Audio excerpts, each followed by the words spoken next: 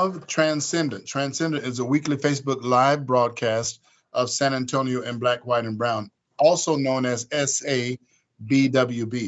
SABWB is a leadership space where influencers from every race and position and perspective, influencers from every race, every position and perspective come together.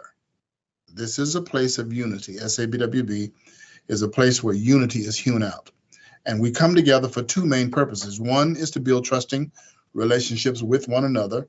And then secondly, it is to collaborate both on the value and the implementation of principles that shape the culture.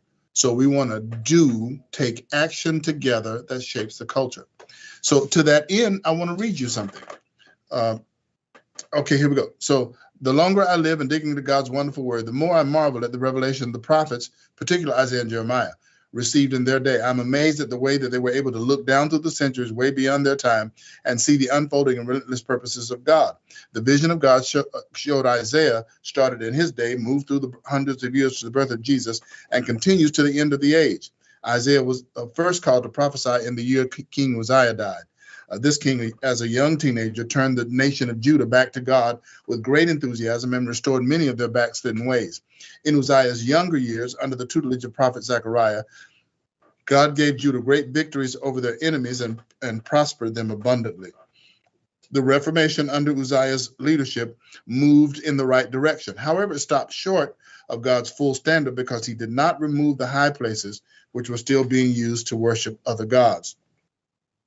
In later years, because of his great economic and military successes, Uzziah became proud and inflated with his own importance. He even tried to enter into the temple and burn incense like the priest did, but he was prevented from doing so by the Levitical priest. God immediately struck him with leprosy for his presumption. Soon after that, he died in isolation after 52 years as king. Just as Uzziah fell into sin, the nation of Judah backslid again into witchcraft and the worship of other gods. In the year King Uzziah died, Isaiah was called to become God's prophet. It was at that time Isaiah had an awesome vision of the Lord in his temple. As God visibly filled the place with his presence and his glory, Isaiah melted in his presence, becoming acutely aware of his own unclean lips and the unclean lips of the people of God around him. Isaiah 7:14, and we read a remarkable prophecy regarding the virgin birth.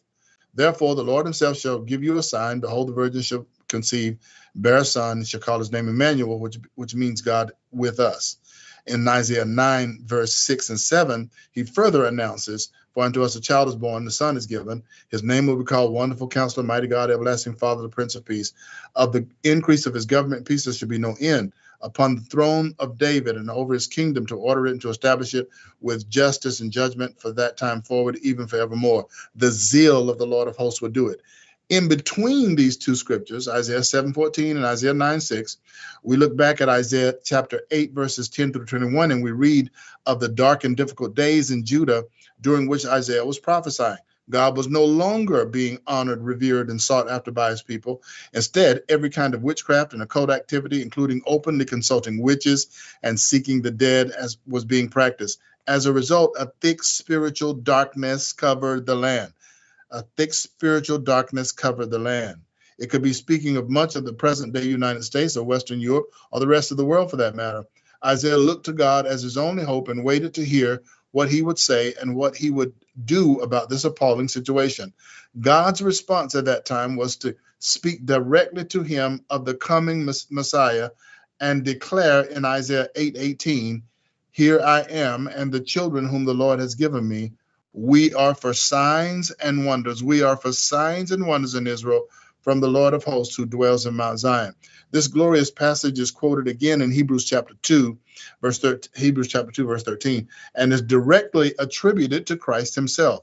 God's answer was to declare his intention of using his own true children as human agents on earth to overpower the devil in every way with a mighty manifestation of the supernatural power of God. Now you're going to get all into that in this gift package, because this book is a companion book of the book Heaven on Earth, both of which become yours as you become our partner. Both of these books become yours as you become our partner. Not only these two books, but other items that are also included with it, as you see on the screen. There's a koozie there for you to hold your cold drinks with and not get your hands sweaty and your furniture wet.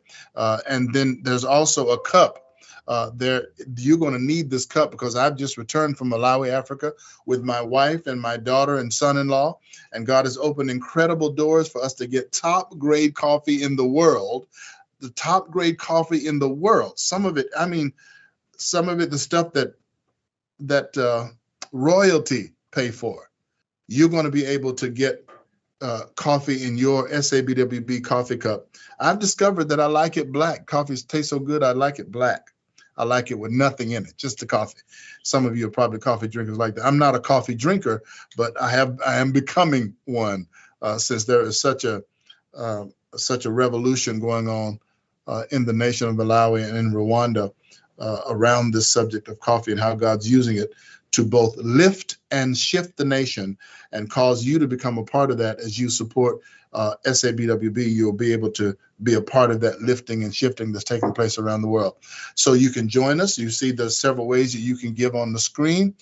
You can go to our website, sabwb.org. You can also give by Cash App at $SABWB, on Venmo at SABWB. You can put it in the mail. Just let us know you want to become our partner at a rate that you won't miss it. If that's $10 a month, it is that low because I think all of us can do that. All of us can do 10 a month.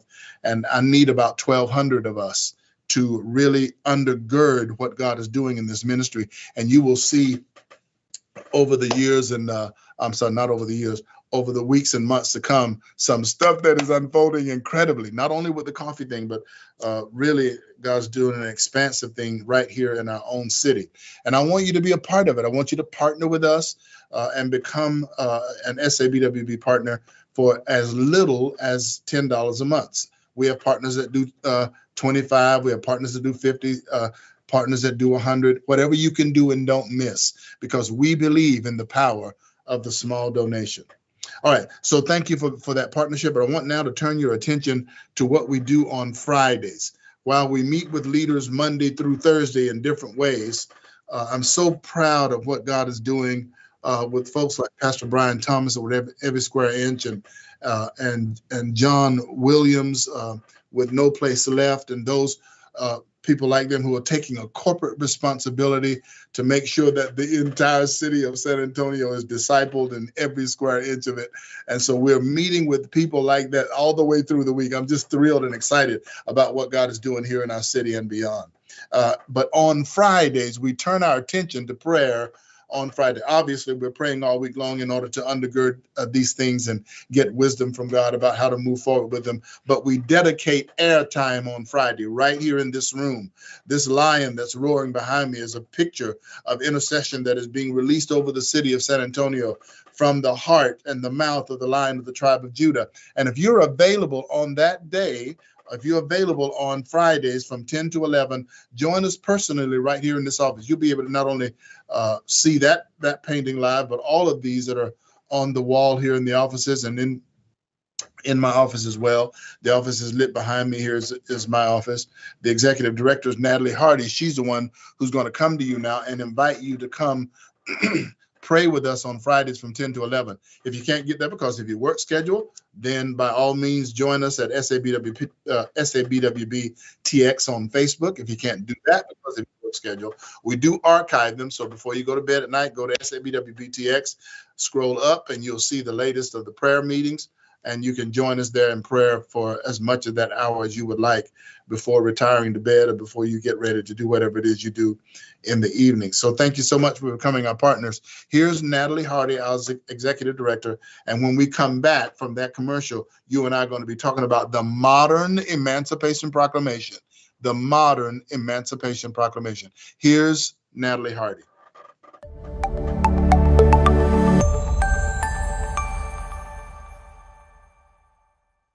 Hello, my name is Natalie Hardy from SABWB, San Antonio in Black, White, and Brown. Every Friday morning at 10 a.m., we are at this table seeking the face of God on behalf of our city. And if you didn't know that, I wanted you to know so that you can tune in with us and pray with us, whether we do it on that same time or after the fact, and look at a broadcast and pray with us after the fact. Every voice counts. So join with us on Friday mornings, and we look forward to praying with you. Bless you. Bye-bye. So join the I Pray experience. We are lifting up the name of Jesus and petitioning heaven for our city, interceding for matters that are taking place within the context of our city and beyond. If you want to be a part of that forceful spiritual change that is taking place in the city of San Antonio, then join Natalie right here from 10 to 11 each Friday at Callahan Tower, Suite 313 from 10 to 11 o'clock. All right, tonight's show is about the modern emancipation, and so I want to talk to you about that. I just left, and so did some of our partners, some of our SABWB partners traveled with me. Yes, you can do that. If I'm going to a place and it's local, and you got the time to do so, please do. I was so gratified in heart to find our SABWB partners sitting with me in Austin at the Texas Public Policy Foundation. Texas Public Policy Foundation. Let me get something wet on my lips here so I can pop my peas properly.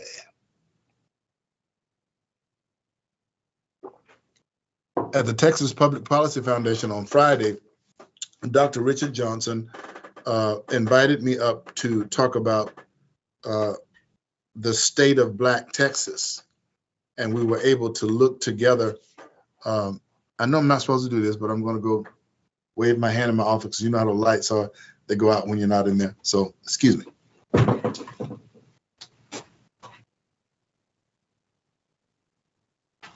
I just like it better when it's lit. I like it better when it's lit back there. So Friday, he invited me to come up, and we did so and had a session that morning on school choice. And we talked about some very interesting things that I'm going to be getting involved with you today in discussion. School choice is the new Emancipation Proclamation. Now, I don't want to take for granted that you know about the old Emancipation Proclamation. It took place in the middle of the Civil War.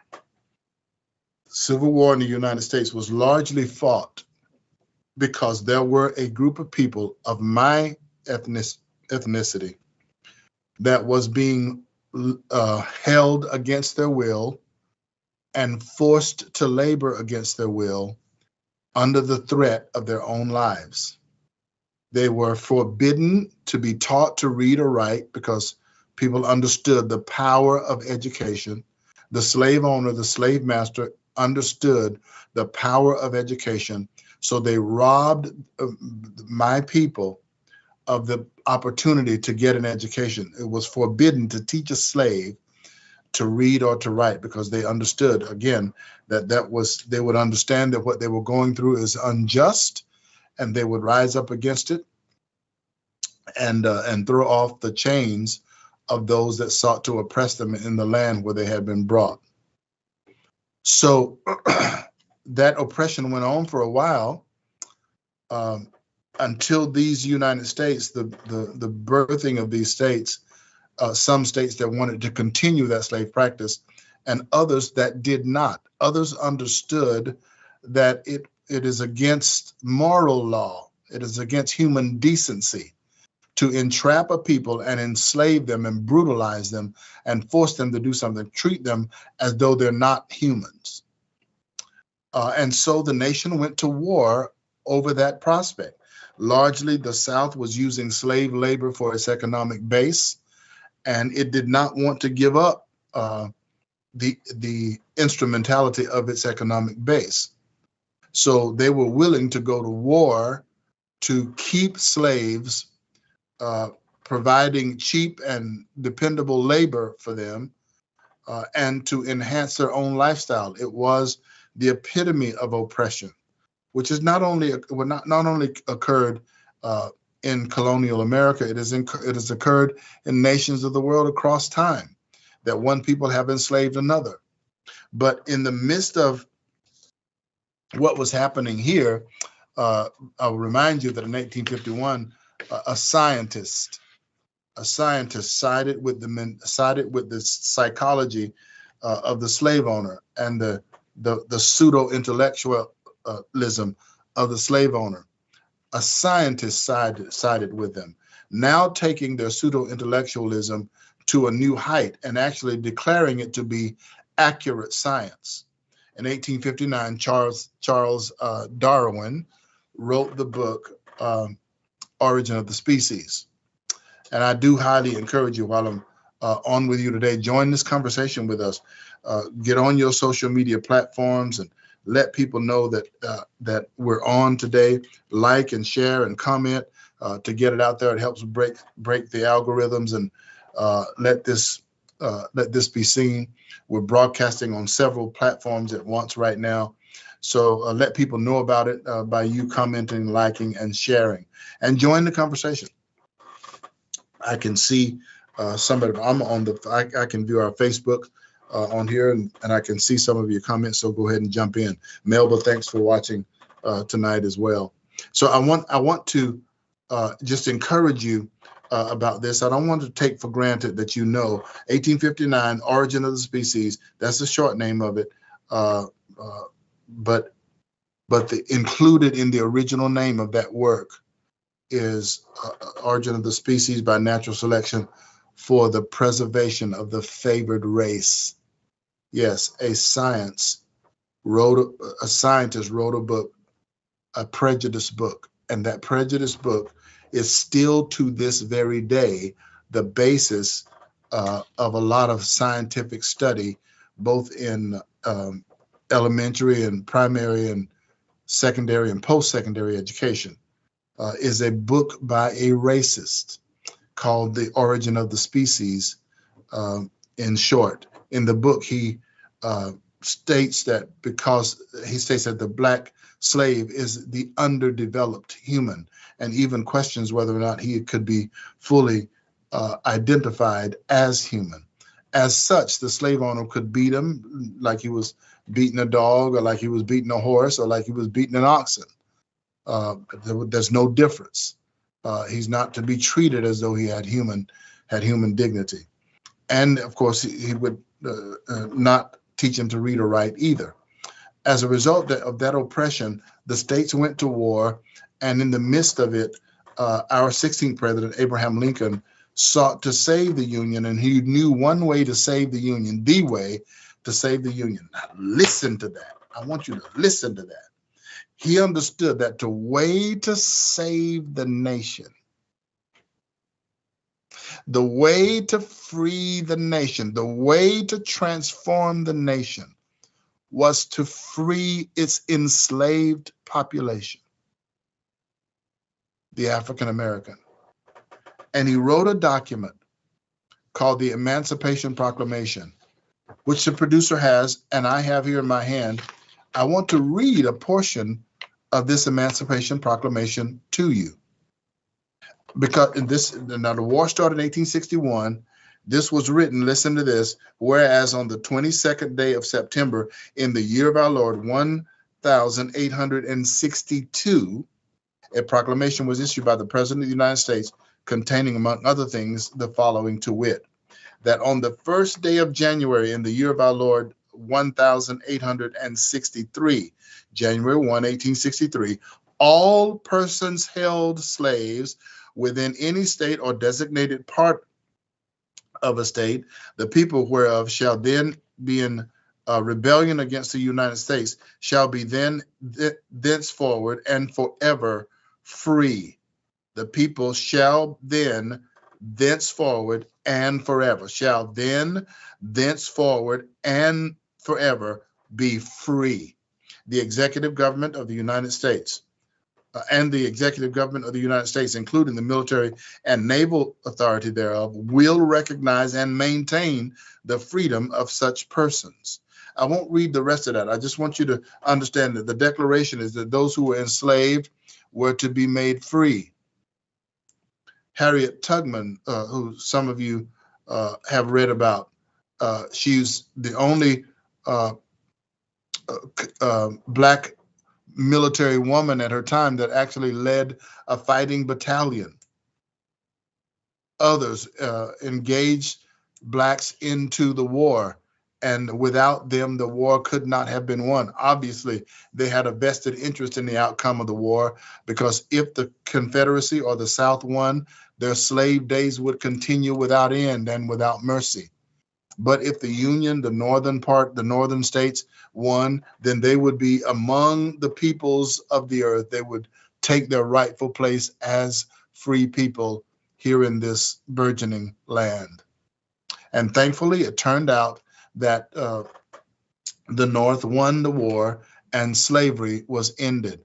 The Emancipation Proclamation was issued declaring that, here it is, I'll read this sentence again, shall be then, thenceforth, and forever free, and the executive government of the United States, including the military and the naval authority thereof, will recognize and maintain the freedom of such persons. Okay, that proclamation turned the war. Yes, it turned the war. When Blacks were freed, the nation was healed and was transformed. Now, here's what I submit to you. The modern day Emancipation Proclamation must happen in school systems. Right now, families are obligated to send their children to the public school setting. There's an issue with that as well.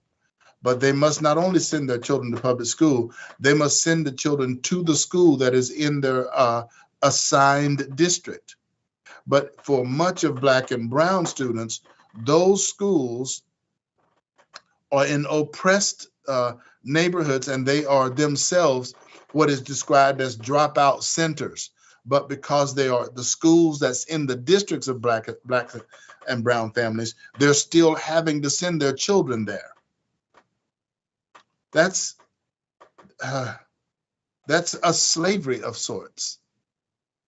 That's being constrained to put your child in a failing situation, knowing that that school and its system is ill preparing them for the challenges that they're going to face in their post-secondary lives, in their adult lives. They're not going to have the ability to take on the academic challenges of their day, nor the skills necessary to be entrepreneurial in their day, because the schools are failing our children.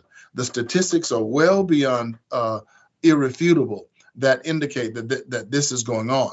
Now, so what does that mean for you and me? That means that you and I must take up the fight, as did those in the mid-1860s. We must take up the early 1860s. We must take up the fight. We must take up the fight and insist that the government, not the executive, because here in this Emancipation Proclamation, it was the executive government of the United States, including the military and its naval forces, that would enforce these laws. And they actually had to do that. They had to do it. They had to send troops into the South because the oppressors would want it to remain the oppressor. Thank you so much, guys, for joining us here today. Join this conversation. Let somebody else know about it. Like, comment, and share, and get it out there so people, if you're watching us on YouTube, do whatever you YouTubers do to let other people know. Subscribe. Yeah, you can subscribe and let other people know out there in the YouTube world. If you're on other social media platforms, join the conversation. Let them know what's going on. So we have this thing going on now where there needs to be a modern Emancipation Proclamation. Not the executive government, but the legislative government, the lawmakers must give everyone. That's not up to them to give it anyway. We're not subservient to government. We're people in this nation who actually empowers our government. The government is of the people, by the people, and for the people. So the people have to rise up. The people, and I will say this unapologetically, because I'm going to give emphasis to it in our third section tonight, that people of color, Black and brown people, you must rise up now. Hear me when I say this to you. I'm not saying it from a racial standpoint. I'm saying it because it's Black and brown people who are most ill affected by the present state of things. So you have to rise up. You have to rise up and insist that we get the same choice to allow our tax dollars to follow our children to wherever we choose they can be educated. Wherever we choose, their moral standing is going to be upheld, equal to what is in the household, and their educational excellence is going to be acquired in an environment that you get to choose. Your state district school boards don't get to choose it. You get to choose it. It is time for the power to return back into the hands of the parents and for the legislators to acknowledge. Listen, here are the stats. When polled, 88% of Black people, 88%. That's 8.8 out of 10. That's a clear majority. Black people believe that parents should be able to choose where their children are being educated, and it should not be mandated upon them by state districting lines. They should have the choice. And 83 of that 88% said that the money that they're using for taxes should follow that child to wherever they decide that child is to be educated. Now, this is common sense stuff. This is not like something way out. This is not an outside idea. This is what ought to happen, and we know it. The modern Emancipation Proclamation has to be school choice. Arizona has done it, and so has a number 31, I think is the number. 31 other states in the 50 have signed on. I have a good friend, Michael Benjamin, who meets with us each week in these offices by Zoom. He and some others, Tracy Purnell and Crystal Keene and a host of other experts in this field, are helping us move toward the accomplishment of school choice in the state of Texas, especially for Black and brown people who oftentimes are congregated in school districts where the schools are failing. They're failing to educate. They're failing to provide a safe, a moral setting. They're failing to provide a good social structure. They're failing. And there's no need to keep sending our students into those kinds of environments. You and I must rise up. I'm calling you tonight. I'm calling upon you to rise up. Now, here's what you can do. Here's what you can do. I'll let you know what you can do when I come back, because we're going to go into our third and final session tonight. You may have noticed that we're shorter on time than we would normally do, but I wanted to take this opportunity at this point in our broadcast to tell you about this. What I have in my hand is a ticket. It's $20 each. It is to a movie premiere that's going to be taking place right here in the city of San Antonio. The title of the movie is The Day You Found Me. It is produced by Strong Foundation Films, a film company right here in San Antonio. I want you to watch the trailer. I'll tell you how you can get your ticket, and I'll be right back right after this. Don't go anywhere. Let your friends know about this upcoming premiere that's going to happen right at the Palladium on the 29th of September, just a few weeks away. I'll be right back. Talk to the turtles. The turtles must be your friend. Yeah, but you're my best friend. You're my best friend, too. Mom, why do you have to go? She can't hear you, boy. Let's go. I don't care if you like it or not. We're staying here. You understand me? I'll be back. Take me back.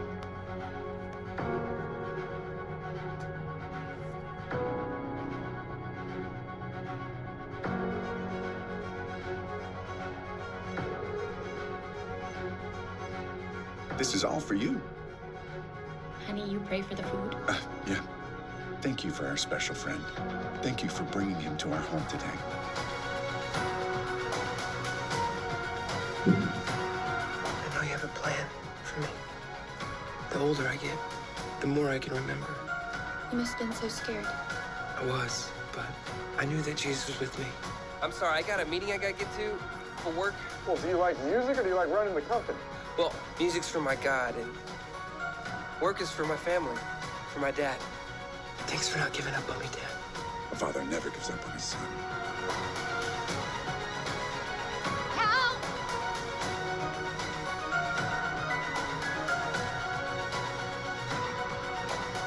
I waited for you. Did you know that? But you never came back. I was scared. I was tired. I was alone. You left me for dead.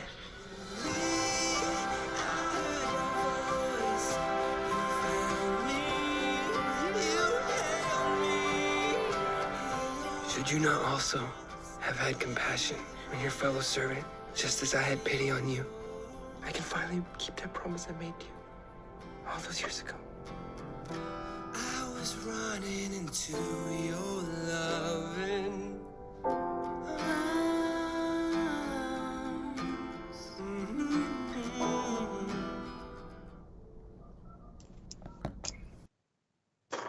That's a film you're going to cry over. And that's some surprise twist in the film also. You don't want to miss this. It's going to go on at the Palladium. You can get your tickets. You can get them here in our office at SABWB and in our suite here, Suite 313 at 8023 Callahan Tower. You can also get them at the church where I pastor, Faith Outreach Center International. Get your tickets. It's to $20 each. And I will see you on the red carpet. I'll see you on the red carpet on the 29th of September for The Day You Found Me. It's a good night, guys, for you to take your wife or your significant other out and get them a nice meal. Maggiano's is right there by the Palladium. Enjoy some good tasting Italian food and dress up.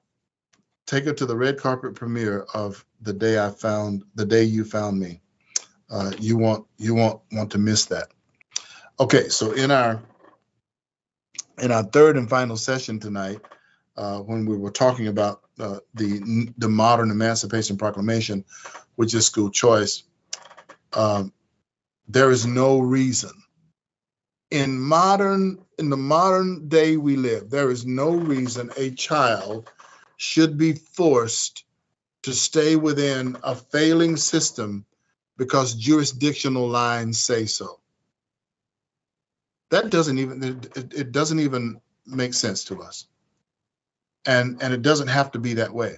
So what I want to do now is give you some action steps. In our third session tonight, I want to give you some action steps that you can take. How we're going to go about this. One, we're going to educate.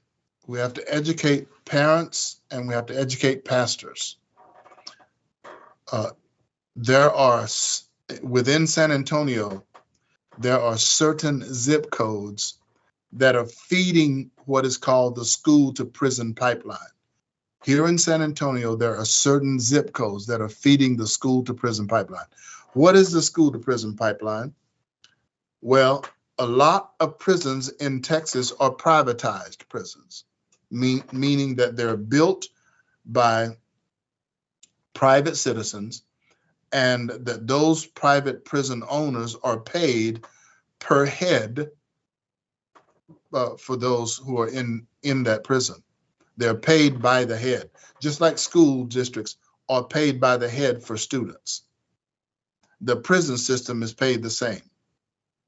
So those who are building the prisons, they are trying to make sure that they're prepared for what they will feel like will be the upcoming population. So here's one of their benchmarks that helps them start to prepare for the population that they will imprison. One of their benchmarks is that if a child is not reading at third grade level by the time they're in the third grade, if they're in the third grade but not reading at third grade level, if they're still reading at first or second grade level, by the time they're in the third grade, that child is likely going to be involved in the criminal justice system. Yes, the analysis in part is hinged on this fact that if that child is not reading at the third grade level by the time he or she is in the third grade, the likelihood is that they're going to go forward and become a part of the criminal justice system. So they start building prisons, preparing themselves for that population. Let's talk about the criminal justice system. I don't know if you have this graphic, maybe you don't. I'm going to read to you the 13th Amendment of the Constitution of the United States. The 13th Amendment, it reads this way. Section 1, neither slavery nor involuntary servitude, it's on your screen, except as a punishment for crime whereof the party shall have been duly convicted, shall exist within the United States or any place subject to their jurisdiction. And let me read it again. Neither slavery nor involuntary servitude. Note the comma. It says, except as a punishment for crime, where the party shall have been duly convicted, shall exist in the United States. In plain English is that slavery is banned unless you're a prisoner. The U.S. does not endorse slavery unless you're a prisoner. The U.S. does not endorse involuntary servitude unless you're a prisoner. That's what it says. That's how the 13th Amendment reads.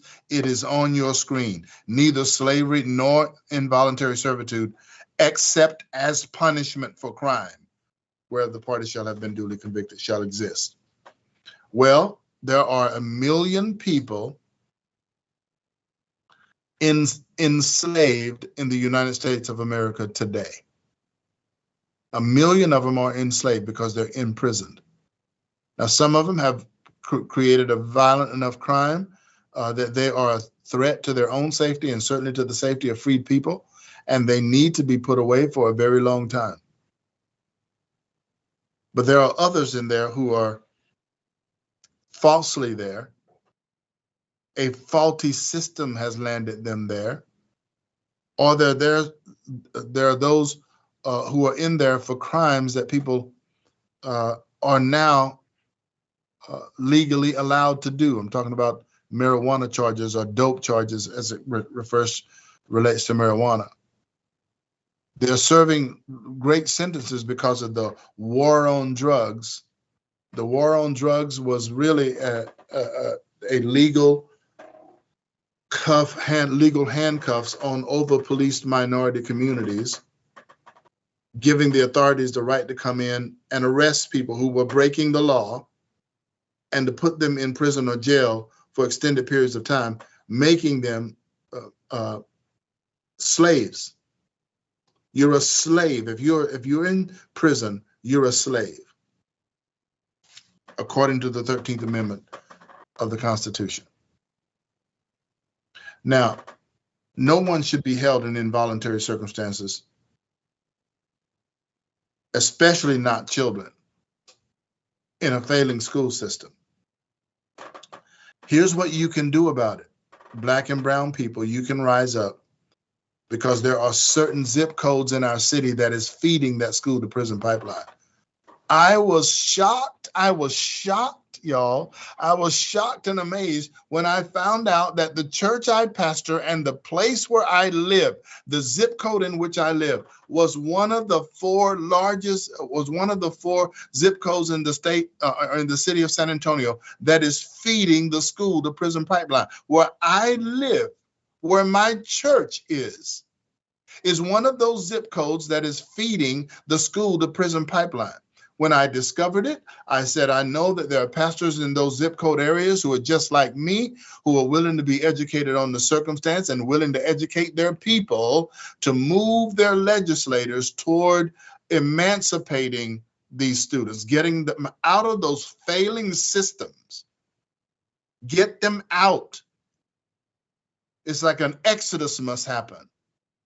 Somebody said, well, you're going to cause the public schools to fail. Remember, there's 31 other states that has already enacted these, and not in a single instance has a school district shut down because school choice was introduced. Not one.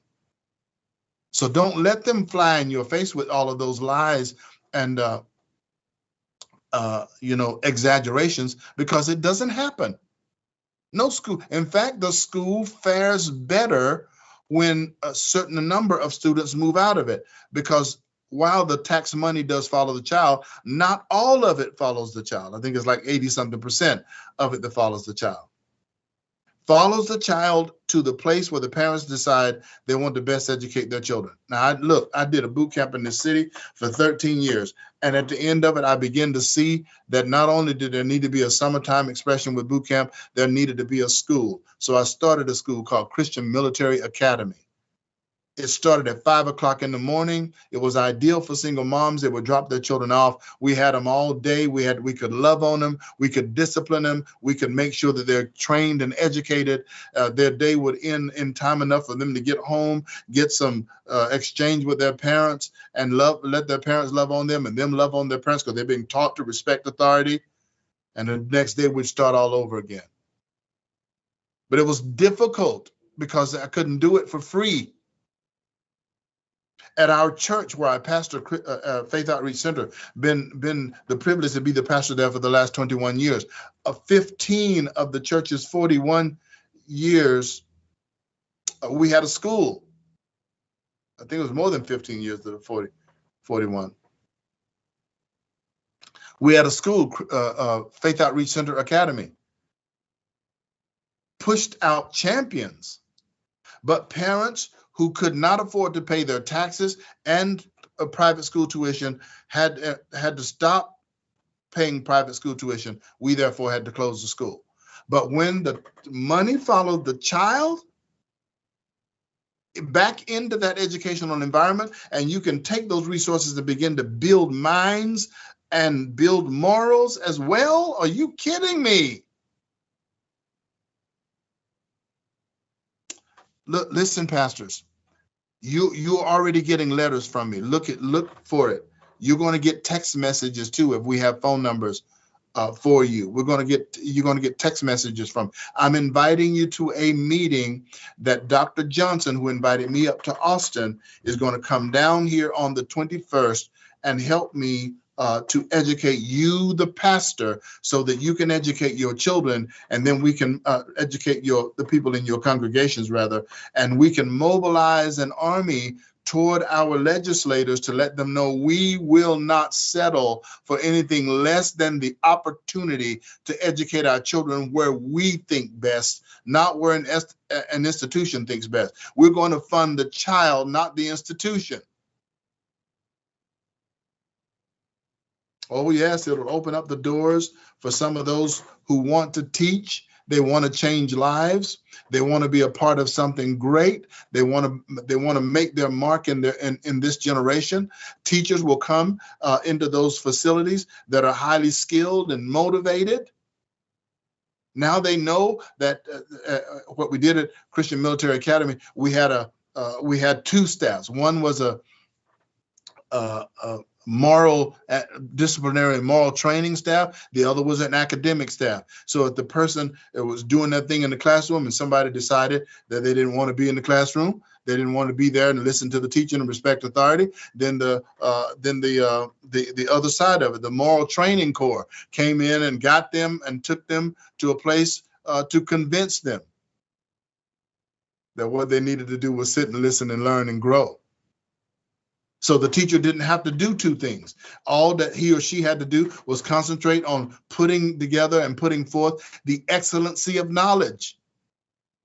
And those who had a passion for children and wanted to get through to them and wanted to bring life to them and wanted to cause breakthrough in them, those were the ones that took them and dealt with their heart issues. Oh my goodness, man, we have an opportunity to change a generation. Pastors, you're getting a letter from me. You're getting an email from me about a meeting on the 21st held right here in our conference room in 8023 Vantage Drive, giving you all the information, all the stats, all the data you need to be able to go back and educate your people so that they can be mobilized to these legislators' offices and demand that when the session ends in beginning January 2023, when that legislative session ends, that San Antonio and Texas has school choice, just like many other states already have it. The 5 million students in Texas also need to have school choice. And that's going to mean that some of them will move for sure, but it will also encourage the public school to become more competitive. If you want to keep your student, become more competitive. Or that parent now has the power to move that child into an educational environment that's good not only morally but keen academically, for them to become the champions that they need to be in their own generation. I am so stoked about this. I'm so stoked about it. But the last thing I want to do before I leave you today, because I'm almost done, I want to leave you with a conference about information on a conference that's coming this week. Did you know that Dr. Tommy Barnett, one of my favorite authors, a man that is a motivator and a keen man of God, he's joining a group of Latino leaders right here in the city of San Antonio for a conference that's going to be held right here in our city. I want you to look at this, about a 2 or 3 minute trailer. I want you to watch it. After we come back, I'm going to remind you about your giving opportunity, and then we'll close up for the night. But here's the leadership conference that you don't want to miss, taking place this week. I'll be right back after this.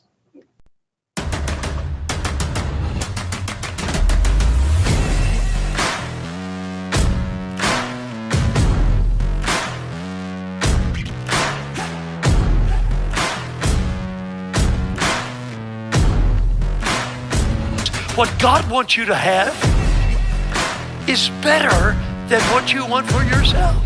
What God wants for you is bigger and more glorious and more satisfying than what you want with your little finite eye. Dios no ha hecho dos personas iguales en la existencia de la humanidad. Eres único, y como único ya eres valioso y eres útil también, porque Dios nos adquirió con un propósito, el que anunciemos sus buenas nuevas. You are enough. I feel God. Before God put you in your mother's womb, He knew you, He ordained you, He set you apart, He made you powerful. There's something about you that this world needs, and not even the gates of hell can prevail against you. In your calling, where are my called people? Called people, make some noise. If you are going to be a priest of God to this generation, you are going to have to lose the fear. You're going to have to get rid of the intimidation. You're going to have to put that timidity aside. You're going to have to get boldness like a lion. Si tú vas a ser el sacerdote que Dios quiere que tú seas, vas a tener que dejar un lado el temor, la timidez, la vergüenza y levantarte. I don't know who I'm talking to. No sé a quién le estoy predicando. It's time for us to get that courage back. It's time for us to get the boldness back. Es tiempo de nosotros recuperar esa valentía, recuperar ese de nuevo.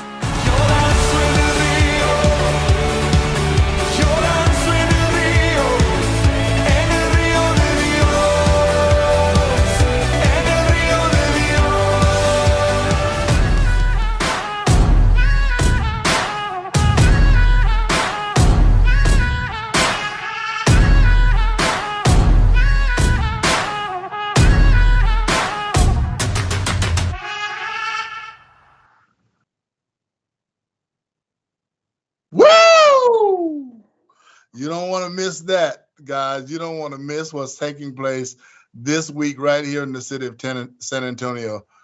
This leadership event is going to change your life, and you need to be a part of it. Make sure that you get registered, follow the information that's on that you were presented with in the video, and be a part of what God is doing. Did you notice black, white, and brown there? Tommy Barnett, white. I don't know the names of the Spanish man and the black man, but from the different flavors and the different communities, you're going to be profoundly impacted in English and in Spanish over these weekend. You can see they're multilingual, so they can mix it up. They can say something in English and turn around and say the same thing in Spanish. So you don't want to miss that. You don't want to miss the start. It starts on the 15th. Starts the 15th, Thursday, Friday, and Saturday. It's going to be a week of change for you that you don't want to miss. You'll see my face down there. I'm going to make some appearances to be a part of what is going to be happening this weekend. All right. So I've said to you about the modern Emancipation Proclamation is moving us from this staid position. Teachers unions, other collective kind of organizations, other kinds of unions have bought off these politicians. They're in the hands of a lot of these organizations. And teachers unions have forgotten about students. They've forgotten about the wealth, why they're even there. They're padding their future, and then they're holding up structures that don't work. But those unions are funding people to stay in office, to perpetuate a failing system. Now, when you come on the 21st, these zip code areas, we actually did it in a couple shows ago. I'm going to tell you who the authorities are. I'm going to tell you who the city council people are. I'm going to tell you who your state reps are. I'm going to tell you who your state senators are. That is aiding and abetting the school to prison pipeline because they're doing nothing. It might be they're doing nothing because the hands of the union is in their pockets, or I should say their hands are in the union's pockets. But it's time for a new Emancipation Proclamation. It's time for a modern Emancipation Proclamation, that the power moves back to the parental base and the parents decide where they best want to see their children educated. That is in another public school. They can move them to another public school. They can move them to a charter school. They can move them to a private school, to include Christian schools. Yes, the Supreme Court has ruled that private Christian schools are not exiled. They can no longer be exiled from the distribution of tax dollars.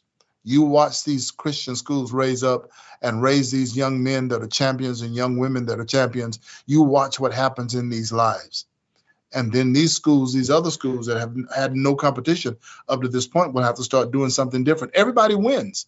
Everybody wins. But you have to be educated.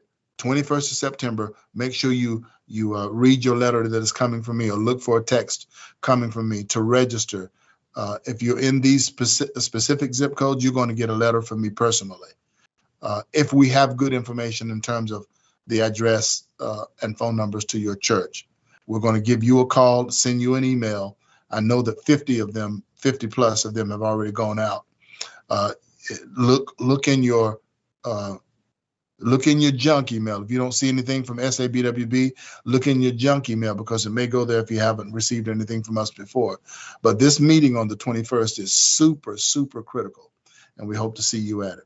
Thanks for joining me again tonight for the Transcendent. It is our weekly weekly Facebook Live broadcast of SABWB. SABWB is a leadership space.